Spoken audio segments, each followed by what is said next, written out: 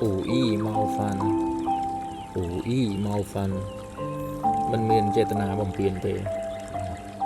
ủ y mau phan มันមានចេតនាបំពេញទេ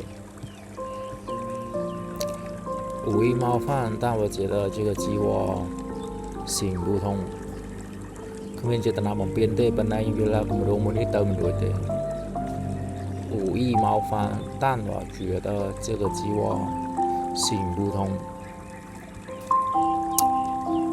请原谅我的冒犯សូមលើកលែងទោសឲ្យនៅភាពស្វមឆ្គងរបស់ខ្ញុំផងបាទសូមលើកលែងទោសឲ្យនៅរាល់កំហុសស្វមឆ្គងរបស់ខ្ញុំផង请原谅我的冒犯冒昧问你语បាទ冒昧มันណាដោយមិនបានសុំការអនុញ្ញាតណាបាទ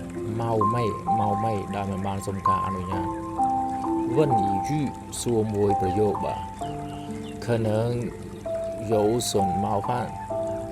អាចមានការប៉ះពាល់ខ្លះจะមានសំណួរខ្លះយើងសួរទៅចាក់ដោតបាទ冒昧